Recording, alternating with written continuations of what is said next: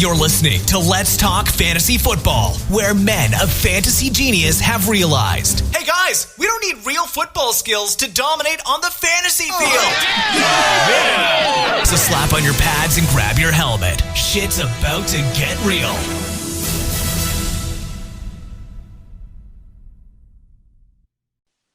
Welcome back, ladies and gentlemen, boys and girls, to the very first podcast of 2019 for Let's Talk Fantasy Football.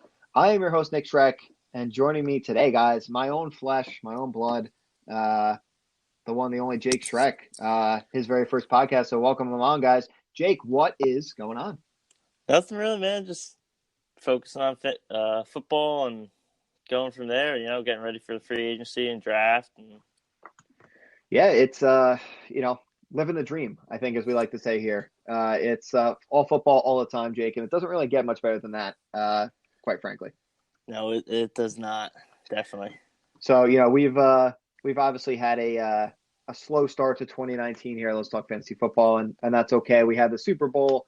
There's not a ton of fantasy that goes on, really, minus DFS. And quite frankly, I know a lot of us lost a lot of money in DFS this year, so we kind of stayed away. I know Walsh and a few people dabbled in sportsbook and betting. And or actually, it may not. Maybe he didn't play out there. I could be wrong, but I know he could if he would. So that is Walsh to a T. But regardless, New England Patriots, Super Bowl champs, once again. Robert Kraft later gets arrested for some prostitution stuff going on. And, hey, guy was just looking for a little fun, and he got a championship out of it. Yeah, he definitely did. I still can't believe that they won again. And I'm just a little surprised he was arrested too. Yeah, well, hey man, you do the crime. He probably won't do the time, but he still got to have a little fun, feel good. As a Jets fan, I know, Jake, you probably were a little bit excited with a little bit of a smirk on your face when you heard the news that he was charged just because of the Patriots. Oh yeah, I was smiling from ear to ear. Yeah, man, smile big. But Jake, let's talk about some stuff going on here. We're doing a quick podcast today, guys. We're just talking about some news and some nonsense, some fun stuff. We're just trying to get things moving. I want to get Jake on the show. He's going to become a regular here with us in 2019 and to kick things off. But I guess let's talk about arguably, Jake, the biggest name right now. And he's trending number one overall, according to rotoworld.com. Antonio Brown. Nothing but nonsense really coming out of Pittsburgh. The trade discussions have been ramping up. So we're told we hear as soon as Friday, March 8th, we could have a deal for Antonio Brown. Obviously, we don't know where that may lead to, but he seems to just be getting his way by stomping his feet, it seems. Yeah, I mean, for a star, his caliber, he's going to have to get his way. He could just sit out the season, such as Le'Veon Bell did. As the rumors, I think he'll end up in Oakland because they have so many draft picks. You cut out there on me, Jake. Who did you say? I think he'll end up in Oakland just because of how many draft picks they got, and John Gruden loves stars. Yeah, I mean, he would be a nice addition there for Derek Carr. Obviously, losing Amari Cooper last year.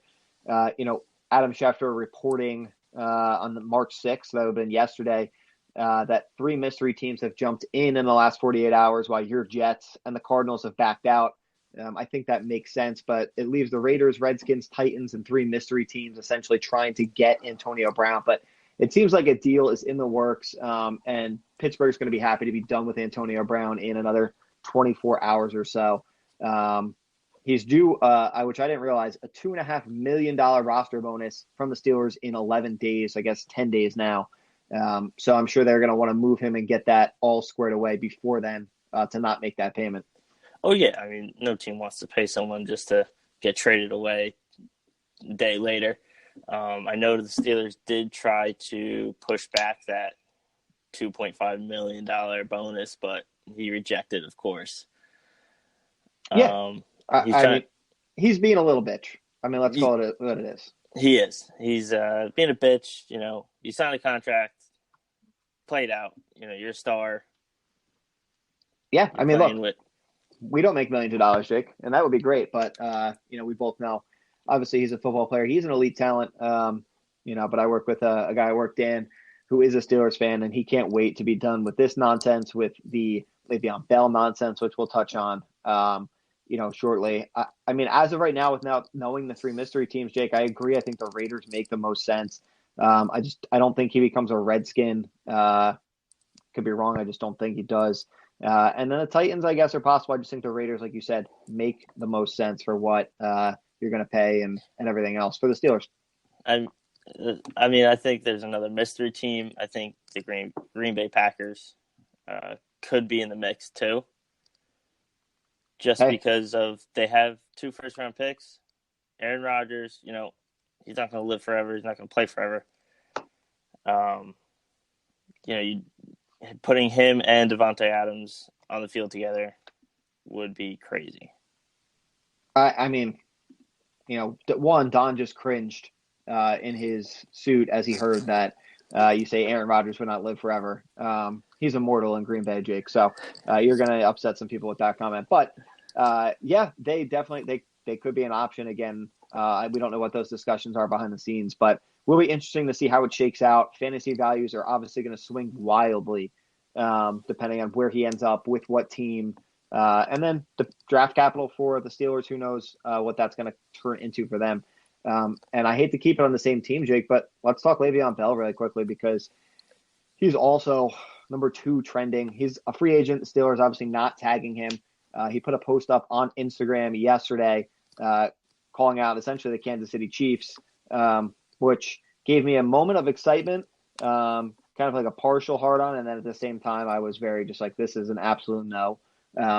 Went soft quick because the money he's going to demand and what we'd have to give him would terrify the shit out of me. And I just quite frankly think we have other needs. We don't need to spend money there. Yeah, I mean, for the Chiefs, you're cutting Justin Houston to keep D Ford. Yep. You can't go sign Le'Veon Bell. He's a great talent. He's a generational talent and a running back, but for what it's going to cost you, you can't go out and sign him. Yeah, and I agree. Like, I don't think the Chiefs actually have entertained them realistically signing them. I think that's just Le'Veon Bell posting publicly and, hey, I mean, it's nice to hear big names like the Chiefs because it's been a long time since that's been the case. But again, I think elsewhere, I just don't think that was ever realistic, but cool to see teams at least like the Chiefs from my perspective. From a Le'Veon Bell perspective, we're hearing the Jets, Eagles, and Bucks are kind of the three-headed monster, if you will, of the teams that are pursuing Le'Veon Bell. I've heard mixed things on the Jets that they may look for second-tier guys instead, but they've got the cap room. And I think, quite frankly, it's probably a Jets-Eagles race unless he wants the most money. Maybe the Bucks will be willing to pay him more, but I think realistically it's Jets-Eagles. Yeah, I think it's Jets-Eagles too. Personally, as a Jets fan, I'm kind of indifferent about it. I like it, but you're seeing the drama that he just threw. All it does for you is it puts butts in the seats. You guys aren't a running back away from being a Super Bowl contender. No, and I get it's kind of the mixed bag because I get it from the sense of it puts butts in the seats. People get excited. You've got obviously Darnold and whatnot with a rookie contract, and you guys can spend some money, and that's a great thing. But at the same time, by the time you are ready to compete, Le'Veon Bell odds are not going to be Le'Veon Bell. So I get it. It's exciting, and Jet fans need exciting because they are ready to crucify everybody by week 4 of every season. But I think it's I wouldn't shock me if they do it. I just don't know if it's worth their investment. They've been linked to Tevin Coleman as well as a free agent runner. I think they may be better off spending money there than with Le'Veon Bell. But again, that's just my opinion from a non-Jets fan. Tevin Coleman's couple million. Coleman. That's where on the O-line or D-line, wherever I can improve the team, I'm going to go with the cheaper option at running back. Yeah. Well, again, you have to protect Darnold. you guys have this we'll call him a rookie. I know it's not technically his first year anymore, but essentially a rookie who needs to be protected, the opportunity to grow and not be on his ass every 2 seconds because he's getting smacked into the turf or the beautiful MetLife grass. Either way. And again, I'm sure the Jets will do a Jets thing and they'll probably overpay him. But I think he may be an Eagle, much to the delight of many Eagles fans. As I trip over my words there, they're obviously hurting. At least their egos are hurting with the loss of Nick Foles. But I know many people would have liked to keep him, but they just couldn't do it after the whole we're going to tag him to trade him nonsense. Yeah, and something with the Eagles is they only have right now $18 million in cap space. Yeah, a little more. So that kind of hurts a little bit if they're going after Le'Veon Bell. No, I agree. It definitely needs work, and that's why we're not cap guys. But I think as a fan base, they would be welcoming him with open arms, burning things in the street because that's what Philly does. But we'll see. We'll know soon enough, Jake, based on where he's going to end up. And really, Pittsburgh, I think, is going to be the happiest of them all. Well, they're going to be disappointed to lose Brown and Bell, but to be done with the drama and the nonsense will be nice. Free agency, guys, Wednesday, March 13th, 4 p.m. So really, less than a week to go. Yeah. I mean, I honestly can't wait. I'd take a whole day off and just pay attention to the TV for free agency. It's one of my favorite times of the year. Yeah, especially for you as a Jets fan, because you have the opportunity for some big things to come here, and you guys typically have nothing to look forward to past week 3. So you've got to look towards the draft, towards free agency, and I'm just busting your balls, but that's why we are big in fantasy football, to keep the hope alive for some kind of championship. But Jake, one other thing I want to throw out there, because he was a Jet at one point. This came in at 11:19 this morning from Ian Rappaport. He says, Dominique Rodgers-Cromartie has decided to come out of retirement after retiring from the middle of last season, after playing 0 snaps for the Oakland Raiders. So it seems like he just didn't want to be on a bad team anymore, so he retired, and then now decided he's going to come back as a free agent. Kind of a dick move. Yeah. I don't think he was ever on the Jets. He was on the Giants, I believe. Oh, you're right. My bad. Yep. I'm thinking of who the fuck am I thinking of? Antonio Cromartie, maybe? That's it. Wow, Yep. That's awkward. Well, either way, still a dick move. Yeah. So he just didn't want to be bad on retiring. Either way.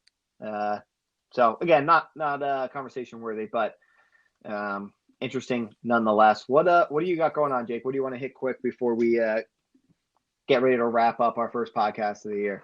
What about the Cardinals, Kyler Murray and Josh Rosen? What a situation, right? I mean, if I'm the Cardinals, I'm sticking with Josh Rosen. I do not like Kyler Murray. I think he'll be a bust. He's just too small, and he played 1 year. Yeah, I mean, look, I'm not going to pretend to be, I don't know much about players typically when they come out into the draft. I'm starting to ramp up into that as we look at some of these guys at the top picks, and you see the charts, and it's all obviously speculation on who's a bust and who's good and who's not. I mean, it's so relative, so I don't know about Conner, but it seems that all the buzz is that Josh Rosen is destined to no longer be an Arizona Cardinal. And if I were the Cardinals, I would stick with Josh Rosen. I mean, you got a 6'4" quarterback compared to a 6 foot, not even. Yeah, I mean, it's definitely an adjustment for the team, and it's for Rosen obviously a bit of an ego blow. Not that they're concerned about his ego, but definitely sucks to be Rosen if they do get rid of you. But who knows? Maybe to go to a better situation. I don't know. But I got to think, based on, unless it's the greatest smokescreen that we've ever seen, come March 7th, and you still have 6 weeks to the draft at least. Right now, all indications is Kyler Murray is going to be a Cardinal. Yeah, and if I'm Josh Rosen, I'm looking. Hey, you know what? I'm going to come back and beat the Cardinals every time. Oh, it's definitely that classic chip on the shoulder. You've been wronged, and you're going to come out here and fucking fight like hell. So, and look, I hope for Rosen that he does it. If they do end up moving him and where he goes is still anybody's guess. I've seen the talk about the Giants with Eli on the downswing. I mean, who knows? But it's definitely a classic story of the comeback kid, so we'll say. But yeah, lot to shake out here at the top of the draft, especially at number one with the Cardinals here. But I do think they take Kyler Murray at number one. Yeah, and hey, if Nick Bosa wants to fall to number 3, I'm okay with that because you're not going to complain about that, huh? No, I'm not gonna. I won't be worried about the Cardinals if Bosa falls. Here's an interesting tidbit, and this one came yesterday from Clarence Hill on Twitter. He says Raiders coach John Gruden is all over Kyler Murray. Now, again, is this true? Is this speculation on his part? I don't know. I don't see a quote here from him saying that, but supposedly his brother Jay and the Redskins also like Murray. Oakland holding the number 4, 24, and 27th pick in the first round. They have number 35 overall in the draft as well.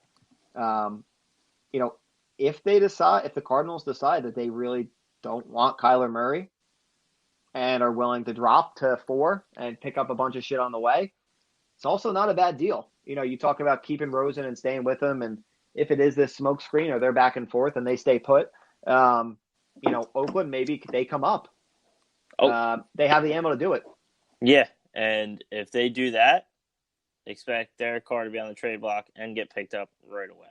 Oh, they'll get a first-round pick from him. I definitely think it's an absolute slap in the face to Derek Carr. It's essentially John Gruden taking out his dick, smacking him in the face, and saying, "See you later." I left money for the cab on the table, and that's pretty much how that conversation would go if they obviously made the move. We don't know that they will, and this is obviously speculation that they are super interested in Kyler Murray. More to shake out there, but just think it's very interesting with Derek Carr and some of the reports we saw last year about the I don't even know what the right word is, the situation, I'll call it, in the locker room with teammates and the relationship kind of deteriorating. Yes, great word. See, that's why we're brothers. We're on the same wavelength with the words there. So interesting, again, see if they will move up. And again, the Cardinals, which is a team who needs to continue to make improvements. Again, we'll see. Hopefully David Johnson can get back on track, and we'll dive in all that nonsense. But as we move on, but interesting. Jake, what else you got? Anything else? No, I mean, it's been heating up with the news, but nothing that's been really popping. Yeah, I mean, again, it's been big on the Antonio Brown, the Le'Veon Bell front. Free agency is coming. We may have breaking news hopefully tomorrow about a Antonio Brown new team, host city, we'll say.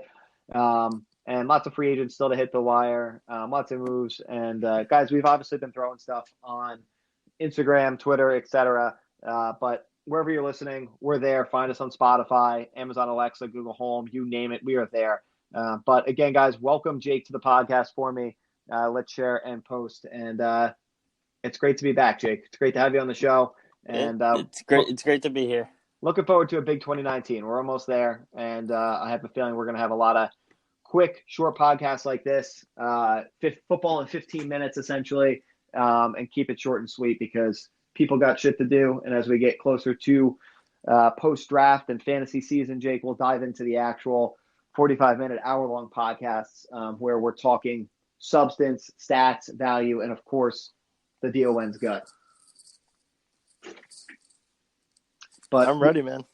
We're almost there, Jake. But again, welcome to the show. Guys, I am Nick Schreck. Let's talk fantasy football. We will catch you on the flip side. This has been Let's Talk Fantasy Football. Thanks for listening. The podcast you just heard was made using Anchor. Ever thought about making your own podcast? Anchor makes it really easy for anyone to get started. It's a one-stop shop for recording, hosting, and distributing podcasts.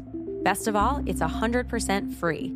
Sign up now at anchor.fm/new. That's anchor.fm/new to get started.